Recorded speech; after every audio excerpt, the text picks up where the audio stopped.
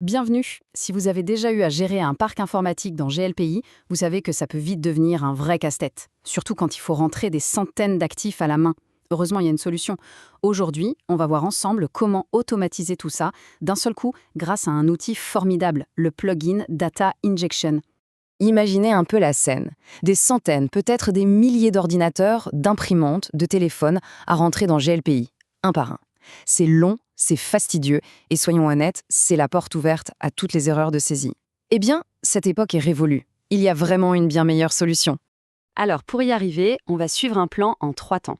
D'abord, les fondations. Comment on installe et on active le plugin. Ensuite, on passe à l'action avec notre tout premier import d'ordinateur. Et pour finir, on verra les règles d'or, les astuces à connaître pour que tout se passe toujours parfaitement. Allez, on attaque avec la première section, les fondations. On va mettre en place notre outil, le fameux plugin Data Injection. C'est la base, sans ça, pas d'import magique. L'installation, c'est vraiment un jeu d'enfant. Il y a juste 4 petites étapes.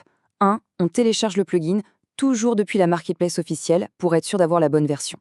2. On décompresse le fichier directement dans le dossier des plugins de GLPI sur le serveur. 3. On file dans l'interface d'administration pour l'activer. Et enfin, 4e étape, on vérifie que tout est OK. On doit voir apparaître Data Injection dans le menu Outils. C'est tout. Voilà, pour l'activation, c'est ce chemin précis qu'il faut suivre dans GLPI. On va dans le menu Configuration, on clique sur Plugins, on cherche Data Injection dans la liste et hop, un petit clic sur Activer. C'est vraiment aussi simple que ça. Bon, notre outil est en place. Il est activé, le plus dur est fait. Je plaisante. Maintenant, on passe au plat de résistance. La tâche principale, notre tout premier import d'ordinateur. On va utiliser un fichier d'exemple, un fichier CSV tout simple. OK, avant d'appuyer sur le gros bouton Importer, il y a une petite checklist à suivre, 3 points essentiels. D'abord, les permissions. Il faut s'assurer que le profil utilisateur qui va faire l'import a bien les droits nécessaires. Souvent, ce sera le super admin. Ensuite, on va créer ce qu'on appelle un modèle d'import. On verra juste après ce que c'est, mais c'est super important. Et enfin, évidemment, on charge notre fichier source.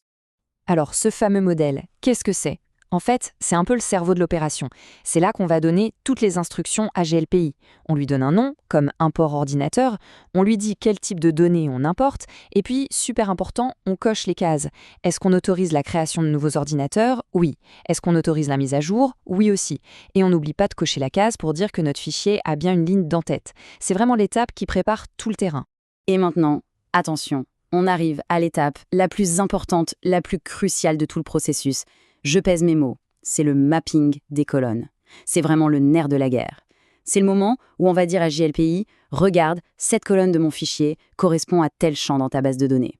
Si on se trompe ici, tout le reste sera faux. Regardez cet exemple, c'est très parlant. À gauche, on a les colonnes de notre fichier CSV, à droite, on choisit le champ correspondant dans GLPI. Nom va dans nom logique. Mais regardez bien la ligne num série. On la map avec numéro de série, mais surtout on lui donne le rôle de clé de liaison. Et ça, c'est la clé de tout. Mais alors, pourquoi est-ce que cette clé de liaison est si vitale ? C'est une excellente question. En fait, c'est elle qui va permettre à GLPI d'être intelligent. La clé de liaison, c'est un identifiant unique, comme un numéro de série. Quand GLPI va lire une ligne, il va regarder cette clé et se demander « Est-ce que je connais déjà cet ordinateur ?» Si oui, il le met à jour. Sinon, il le crée.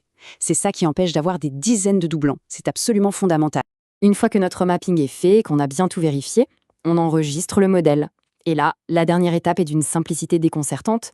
On clique sur Procéder à l'import. Et voilà le résultat. Quand tout s'est bien passé, GLPI nous affiche un petit résumé. Et là, c'est le bonheur. 150 lignes traitées et le plus important, 0 erreur. C'est la preuve que notre préparation, notre modèle et notre mapping étaient parfaits. Ok, on a vu comment faire un import réussi.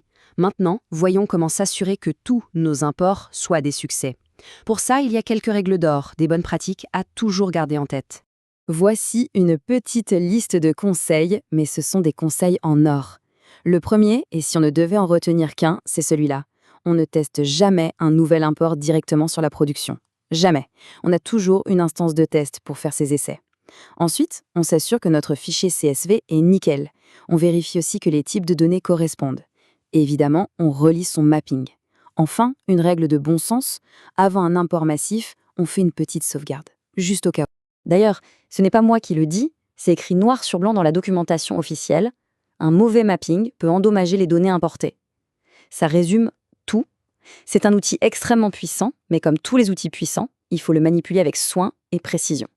Au final, maîtriser un outil comme Data Injection, ce n'est pas seulement une question de gagner du temps. C'est bien plus que ça.